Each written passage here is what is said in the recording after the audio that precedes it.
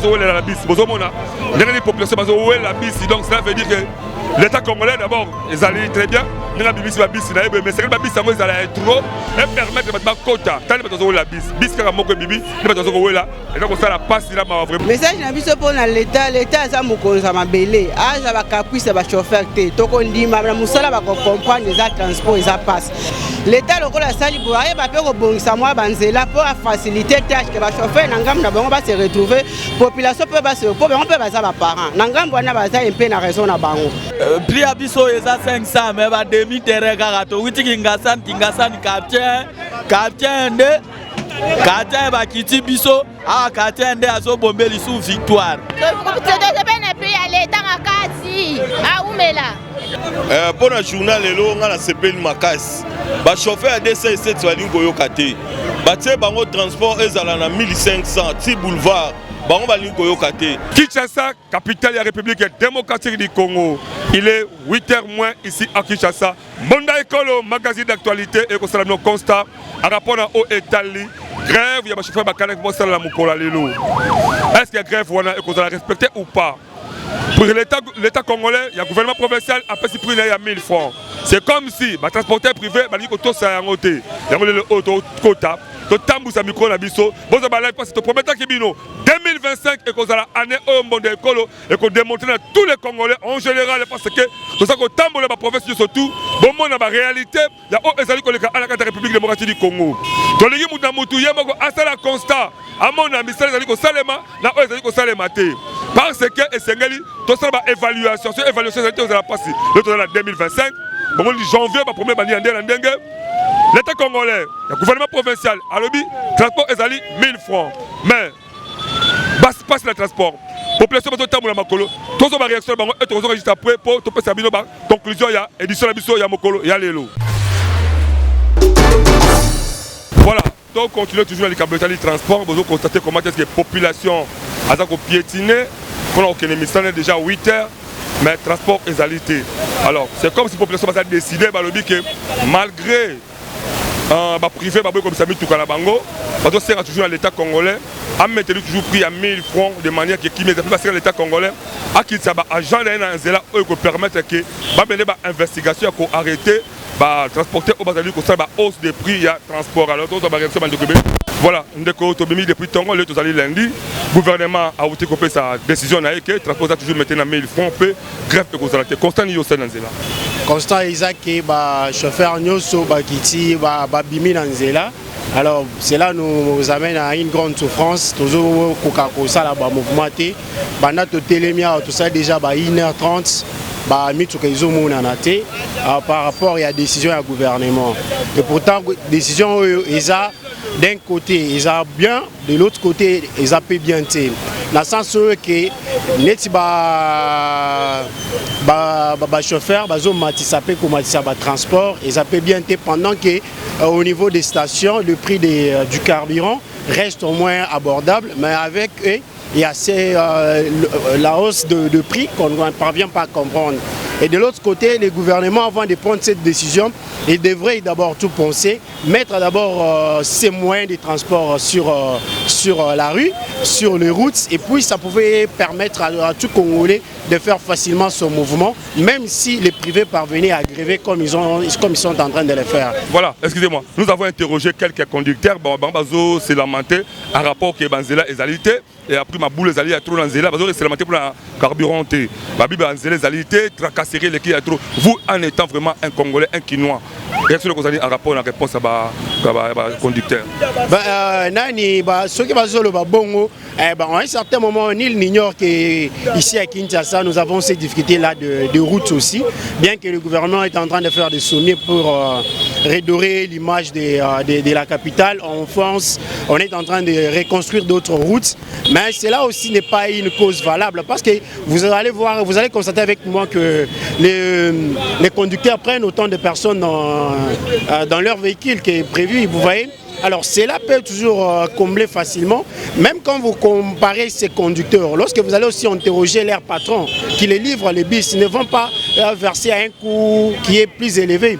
C'est un coût qui est abordable avec leurs patrons, mais avec ces coûts abordables avec leurs patrons, elles veulent toujours avoir plus. Vous avez le temps de fête ici, les gens paient même 10 000 francs pour arriver à Zando, les gens paient 15 000 francs pour arriver même sur Boulevard. Alors c'était tellement compliqué, mais il serait toujours mieux que le gouvernement avec leur comité de motards puisse trouver un terrain d'attente afin que nous ne puissions pas beaucoup souffrir comme nous sommes en train de le faire actuellement. Bon d'accord, le magazine d'actualité sur le terrain pour la constat constat au état du transport. Alors un bon pour clôturer nayo conseil nini n'angeza lingala conseil nous couper sa gouvernement en rapport juste 30 minutes dans au état des difficultés de transport.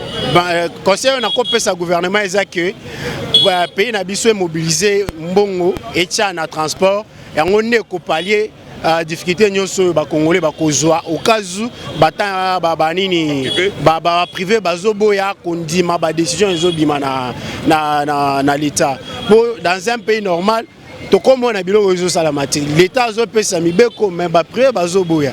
Et pourtant on se pose des questions, est-ce que avant le gouvernement contact en contact na bango soit gouvernement salié mogo non ba bituna nyonso na ezo tambola na mituna biso magazi. Merci beaucoup. Analyse très pertinente Yandeko, vraiment on apprécie ça. Nani musa ko sala réaction maman s'il vous plaît maman. Yaka maman yaka. Voilà. Bon voilà ndeko langa wewa. Ndeko langa wewa yé pas le galoba ndeko babi ke bino pe le lobo profiter bo bise mitu kamle bo tiango trop cher pourquoi? Bon biso to cher te tozola ndara mibeko ya l'état ndenge l'état akoyi sina maramba transport. Est-ce que bino de bon la moto et bo za la prix moko fixe ya ko sala ke c'est sa population? Bon na mi to prix fixe exactement mais to même na montant o esengi mutu nyonso za na moyen en futa. Merci beaucoup de Kolanga. Alors, message de groupe c'est l'État en rapport à l'État libre grève tout le monde va chauffer ma salité. Bon, on a opé sa message pas à l'État, à sali ma BT, ti a tarif ya transport. Mata la pe ba condition nzela. Tozo sali ya nzela moko route moko boulevard. Na ba route secondaire nzela ezate. Ameka ko bongisela biso poto tambola malamu. Merci beaucoup de Kolanga. Voilà, mon homme de sa réaction encore. Maman. Transport les hommes. Maman, tout le monde vraiment attendez comme moi aussi. Transport passe maman Zobela, maman transport passe Zobela au comme hôpital, transport limité le message de Gozani pour l'État congolais. Pour nanga ndenge salami boye, et sengeli l'État congolais a ba bis na ye. Po ata ba personnel ba sali lolendo na bango boye. L'État bimisi ba bis na ye belé. Et pour faciliter biso tinga na okendo hôpital na mito na telemi moyena kende fati l'État il faut abin sababi c'est belé l'État patika ko sama kambo ya ba demi terrain bien on to senga l'État aza na babi c'est belé ko sunga biso peuple pote to ko se déplacer ndenge sengeli. Merci maman Zamba Sungayo, vous avez ma guérison dans zela zokende. Merci bien aimé.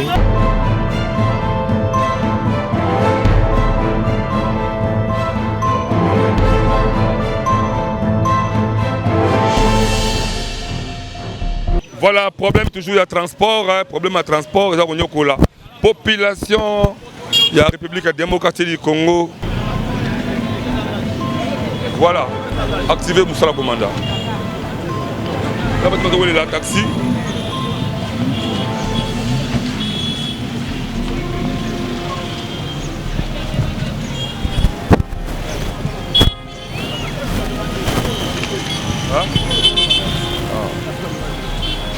Tous continuer toujours, tous abandonner comment condamner les transports d'aller passer.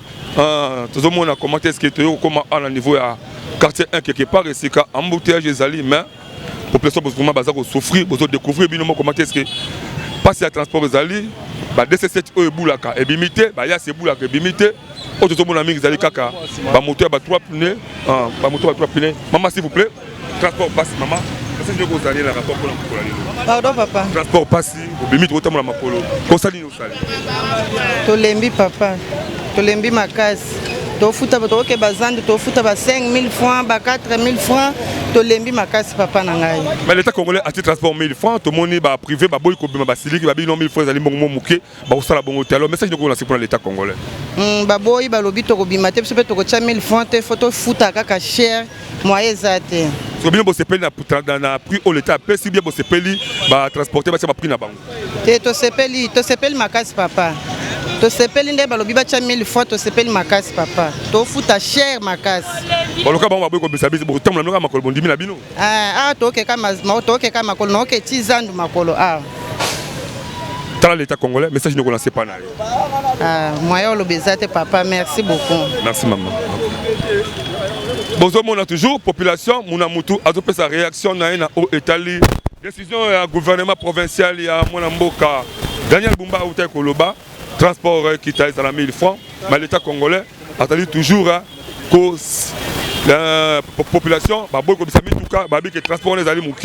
De l'autre côté, transporter les là, moutage qui est trop, tracasserie qui est trop. De l'autre côté, oh, soit disons que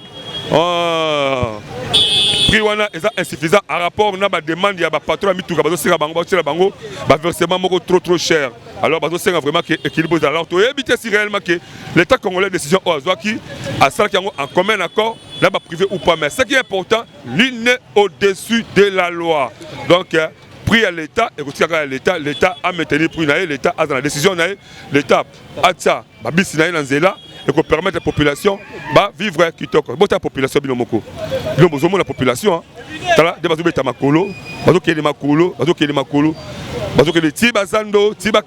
partout,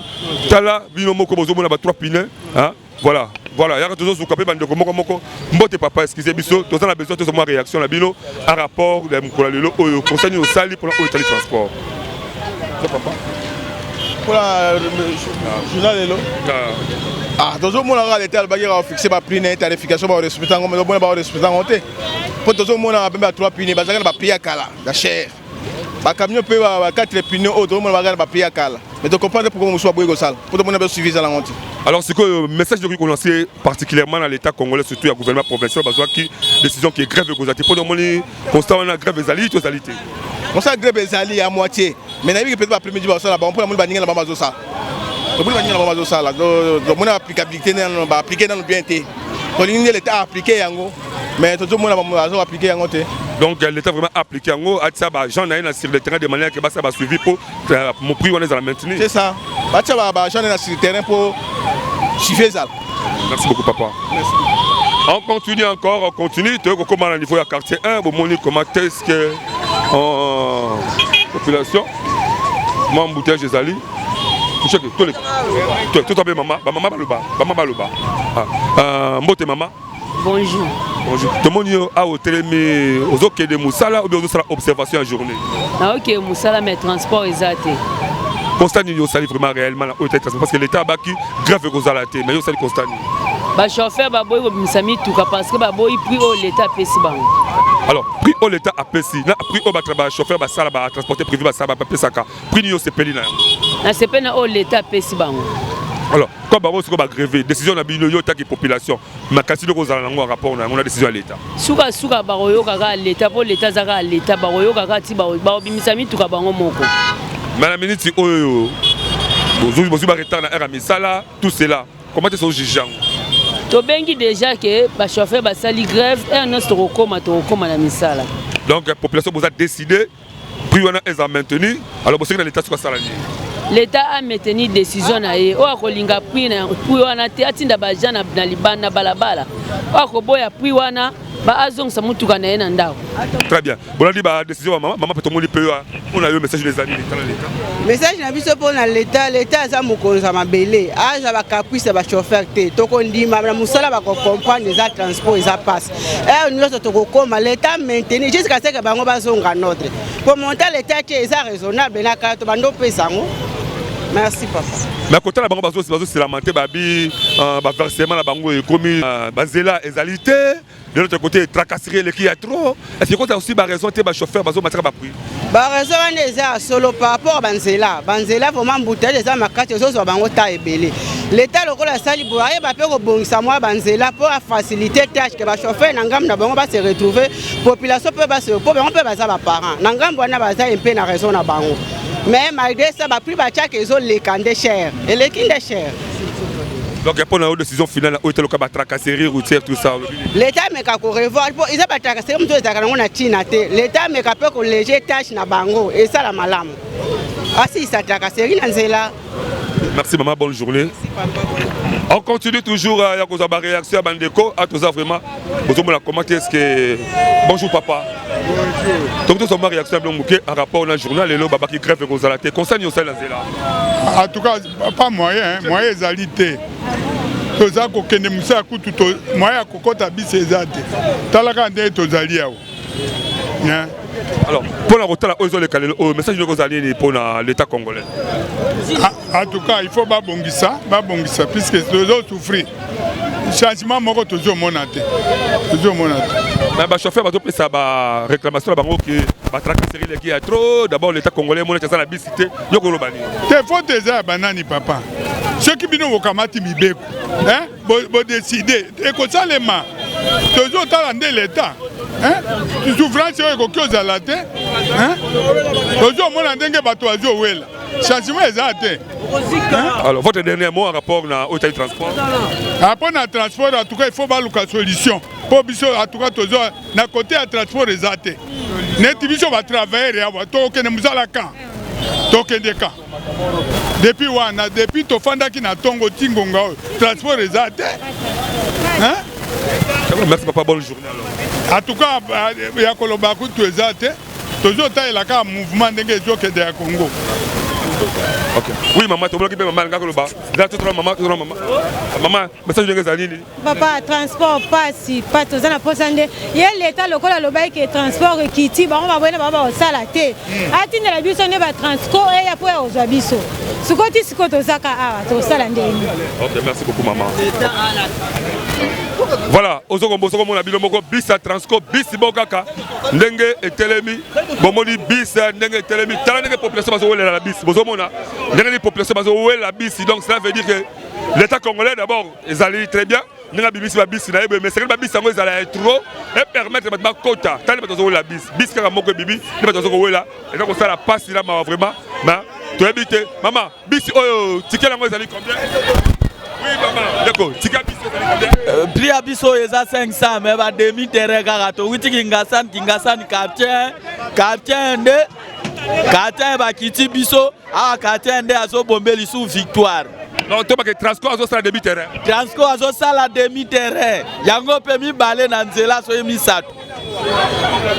Transport ezate do demi terrain. Tu peux dire comment maman, mbote maman. Mbote papa. Ah bon, Matibi, sa transformation a pris à combien? 500. Alors, constat d'Indio Saline Abis à Transco en rapport à la grève de la chauffeur. Constat d'Indio Saline au balobi la grève de chauffeur na mukwale loke. Baboy ko bimsa bisa bango pour l'état pris na bango. Baboy pour ba quitter ce transport. Alors, yo on se paye la prix à l'état ou bien on se paye la prix à la privé. Prix à l'état makasi a umela na sepela on makasi papa etikala ka boy donc prix à l'état ya repris au sepela donc sepela on makasi 500 francs makasi OK bota la bilomoko comment est-ce que population bazako la bis donc c'est que bis kala moko bibi ba bis sekeli ezala belé et permettre population batambola kitoko tozo continuer toujours comme ma réaction batu ndenge na ndenge na o état difficulté transport à la Katia ville province ya Kinshasa to continuer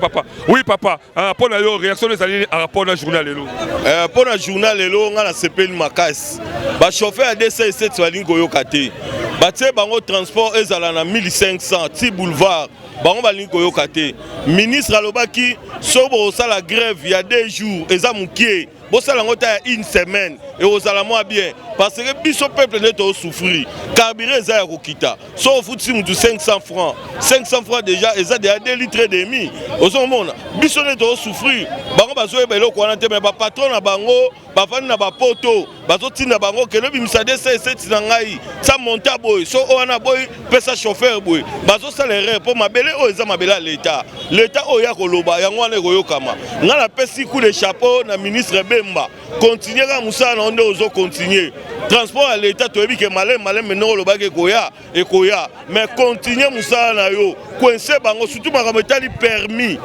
nde tobeta CT chauffeur azobula na sengle et puis diamba na munoko et puis agene pembeni na beti CT ne loko wana même politesse ko finga batu enjira ba mama o ba boti biso raisonner lokola mama oyo ye mutabimisi biso na mukili yo finga siko ba enjiri ya mama oyo est-ce que oza malamu te ba komi ko finga ba enjiri yango wana chauffeur nyonso vaza na permis à sika te amende à $100 na $1000 baba elongwa na mituka permis ezate ba pesa est-ce que pardon est-ce que avant Laurent Désiré Kabila à Kota, quand on a Kota la Kombi, mais les généraux qui font, à ce moment mesure, frappe, instructionner le Waka. Bon, autant les comportements, chauffeur la biso. Est-ce que c'est possible est-ce que le général qui faisait un éduquer bien comment? Bon, quoi éduquer, chauffeur et alliés partir à Konzi. Konzi, ne général, ça ordre moko ya bien. Ordre bazo pesa ordre bazo pesa mais zo sanga maté mu raisonner quoi DCS so ba benga lelo esprit de mort ezo mema ba moto on a vomi pem azalebele na nzela soki pem azebele na nzela musale ko sala mabe mais pem azamukie nesi nenga ya liboe DCS so zo tsa itinéraire na ondo zo ke descension tena montant et ko sala moi bien Zomona et resala moi bien pour la biso ba peuple te bi ke oyo ke ne gambela 1000 francs oyo ke ne victoire 1000 francs biso ne to souffrir non bref malgré ba caprice na bango et ba grève na bango bien besoin déterminer ba continuer car la grève na bango mais le prix à l'état est toujours maintenu na beteli ministre Bemba coup de chapeau continuer musala na yo une semaine 2 semaines bango ba ça grève ezamukie ba betango ta ya 2 semaines et resala bien bango ne ba rosuka biso peuple tozana biso na nzela tozui tokei OK toyebi bango bakokana bango pe pia kate bakozonga na bango toujours na ta donc l'état congolais maintenir toujours ba décision na yo selon bosengi ya population to kele makolo malé mais bozomona to komiti kota de bonhomme quartier 1 tozo luka sikoyo depuis to bima to bandana bino kingasa na suka tozo ya makolo to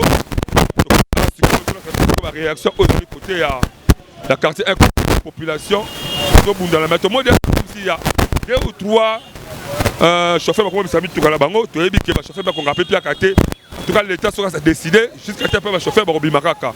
Le problème les autres c'est que l'État a dans la macasse si eux qu'on permettre que à l'année la banque pour demi terrain exalté parce que pour vivre c'est pas demi terrain en complicité. Dans quelques agents, il y a l'État et ça la participer alors moi moi Christian Moucheke azoto la biso comment est-ce que pour personne Tony Ebele à la quartier 1 pour au monde tu éviter pas ses alliés alors nous besoin il y a une population à Ebele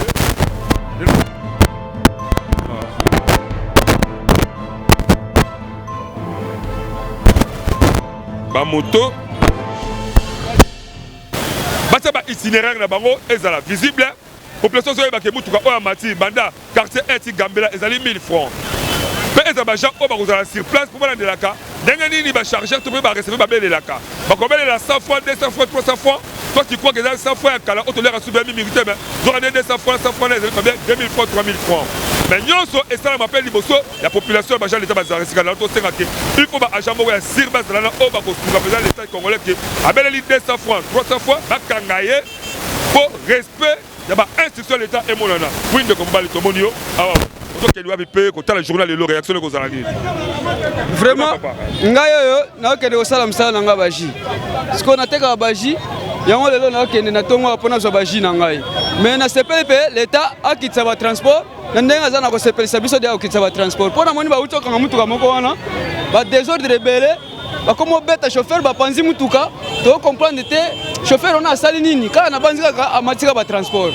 bongo ekozala malamu mpona population. Mais siko okosenga nini ba agent ya l'État o bazaka na nzela o bazaka na nzela o bazobona ba réalité ba chauffeur de zoma tamituka nini okosenga na bango mpona basaka mosala professionnalisme. Bon tokosanga na ba agent ya l'État ke bango bazala na opportunité ya kokitsaka transport na mutu nyonso aza na komatisa. Puis o l'État ti na ndenge l'État pesel mebeko. OK, merci de kolangai. Oui, tomali pe maman Mbote. Mbote papa. Bon comment l'État a tiré prix à 1000 francs. Ba privé ba siliki ba bisami tukala bango te. Est-ce que puis on a 1000 francs. Na ko boya ba privé, ni se pelisio. Tout d'abord pour l'État azali mibeko oyo eza discipline oyo etali bendelo ya mboka. Tango l'État kwesi mobeko, mutu moko ko discuter azate. Mboka moko te ezanga mobeko. Soki mobeko ezate oko tambola bon taba. Bona minute oyo soki ke indiawa. Mutu ko tela maleta na nzela. Siko yo ozana se ya discipline.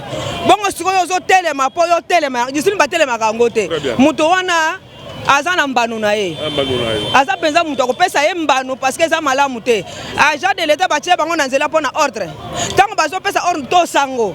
Mabe soki ye pe azotala likamu na miso alali bapongi azolinga kolandela te. Eza malamu te. Esengeli batosa o l'État pesi mitindo ya l'État foto to sango biso nyonso foto tambola malamu. Merci beaucoup maman. Très bien. Yemi balé ba chauffeur déclarer ni. Bazo futaka ba taxe ya nzela. L'État doit mettre l'État monga taxe ya nzela. Mais nzela ngo eza mabe ezobeba. L'État zo kipete. Et là on a pas l'État pas ça makasi. Ah bon c'est mo banzela. To bibe kala ezalaka ata mo libulu. L'État zala makoki on sala te. Akobwa ata mabanga pamba. Et servir na ba basa nini baleka. Et là on a l'État azala vie makasi. Bona biloko wana. Bane jarate nzela do ata mulaité. Pour to peut passer dans transport. Très bien. Merci. Voilà. Toto continuer. Tomoli peine de quoi aller de comboter. Bote papa. Yo réaction les alignes en rapport au Italie. Les alliés que moni bato ba 207 to komo pesa bango teti. Parce que soki carburant kiti, bo kitsa transport balingi te. Soki comme na moment o futa ba pak, bo futa ba pak, balingi te, ba grève. Soki bongo l'État a suspendre bango ba bimisaka sumi to kana bango te, l'État bimisata ba Jeffang na ndenge ya kala. To banda Monsieur Laurent de Salaka, misi ba Jeffang to comme mata bazo ba mitu kana bango ba vana la bandako. Parce que carburant kiti balingo kitsa transporter. Bo futa document balingi te, ba grève pona bango baza banani. Alors bazong sa système ya kala ya ba Jeffang to banda tambola malembe, ba chargeur na ba parking. Bango bazo macha mituka. Mais nous, c'est toi les stars, les rappels, l'État va rappeler les Sikawana. Mais il faut battre service et suivi pour l'année la rabango. Soit tu population, biso moko ba pesi biso que to l'année la suivi wana. To moni chargeur azo macha Kuba. To moni muta l'État azo macha Kuba. Alors il osala bien pour nangai. Merci beaucoup de la réaction na yo. Très bien. On continue encore maman passe à wa. Maman passe à la réaction na yo, oui maman. Ngala lina loba boye. On a transport onyo kwa mama kasi. Baozwa ndambu bazotia cher baotia prix na se 300 na se 300 na se esenginde bazotia 300 meza 3000 francs ozopesa ngo na se afokota na kati ya mutuka ndezabwe ba charger bazotia prix po bakata mbongo wana bapesa ye ndezosenga leta amwakata leso likambo oyo atia prix na ye.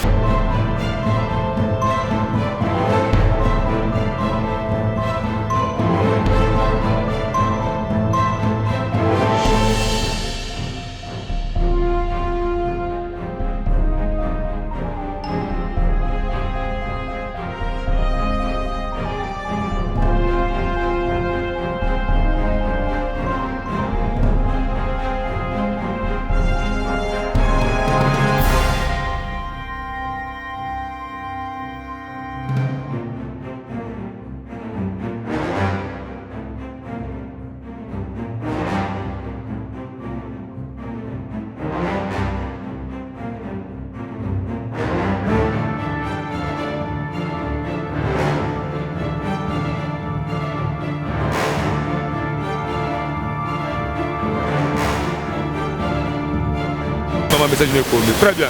Voilà, je kolangai. Que na bona tomo na ba ba ko ba ba. Na bino bata moto ba bike bino nde su ko pe moto mata su ba prix. De ba bota la prix oye banate. Bozo nyoko sur population makasi sur le ko parce que ba carburant zéro. Bon, premièrement na échappé nos questions donc me répondre ngo. Na répondre par rapport à la situation où et l'équipe le pour la grève il y a ba chauffeur il y a oui. Net Singapour n'a en quelque sorte on peut sa bonne raison. Pourquoi? Arrêté au ministre Abimisi, ils ont arrêté en 2014. Zando Kingasani 1500 francs. Ils ont arrêté en 2014. Or, en 2014, un litre d'essence est 1440. Le lot, un litre d'essence est 2990 environ 3000 francs congolais.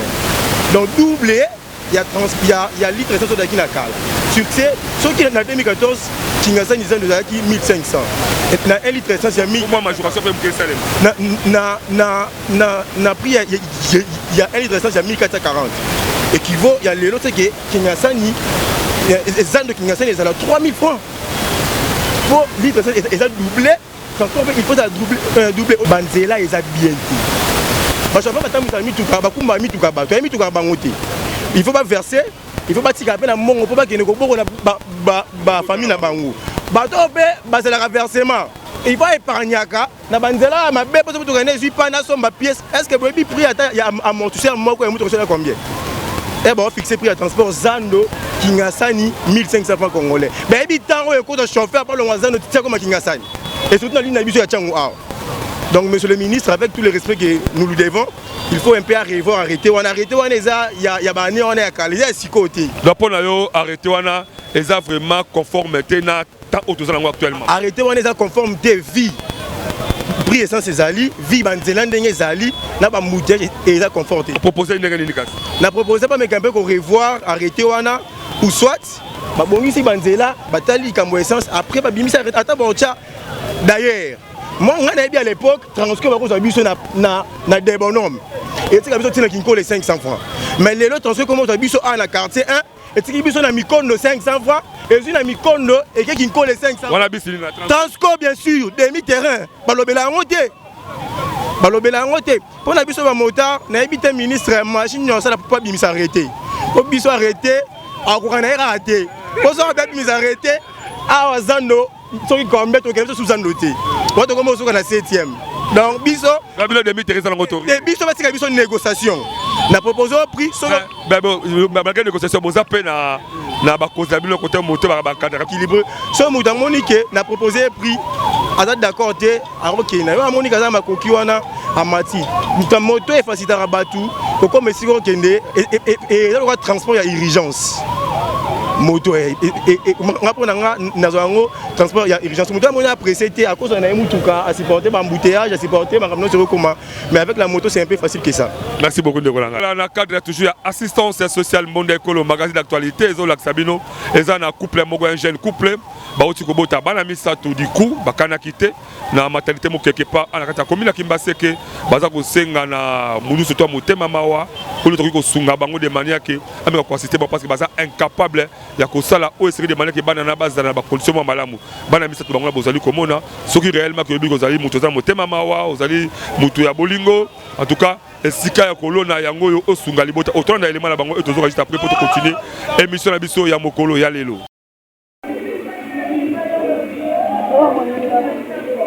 Unaza isenga makasi ya koleka ndeko na mbali o semeki na ndeko na mbala boti bala misatu oto ndimete oto zelete to kane pete zaba pesho ngulu tuzibala misatu to senga ba koza mboka bala misatu obiso to kokoboko na bangote to kokate biso mo to kokate ndeko so mbala zana misala malomate aka deja papa o libota misatu abota deja ba mibale anda kozela mwana moko to ibike nzamba pesa na moko to ibiso iba pasi bazalaka to dozela moko pesa biso misatu ata musama lomwa to ezaka koboko la bana o misatu mama pe nzamba sala so mabele mibale aza makasi te ya komelisa bana misatu bana moko 100 miliki sani ko senga ka ba konza mboka one so bakola na biso ba yede biso ba suna biso na bana misatu kwa za malamu ba mbota misu na jour ya senga makasi autorisation na ba yero na biso ya mboka le 17 janvier autorisation papa na biso Lumumba les jours à Kenda quand on bana o pe baseni babotani de ba continuance bozota biso bo ba yede biso so biso te babotami ki mbanteke na quartier Mangana na hôpital ya Masala bosunga biso botika biso ngamo tata mwasi bana kota cimetière ya Kimbanteke bosunga biso botika biso te boti mibali mibale mwasi moko boyede biso botika biso te mutu nyonso kolanda biso atika biso te alanda biso bemasunga biso atika biso dabotala na bana omisado tokoka te ezaka nzambe na bakontinue ya mboka oyo bosunga biso mpo bana oyo babokola mamalamu.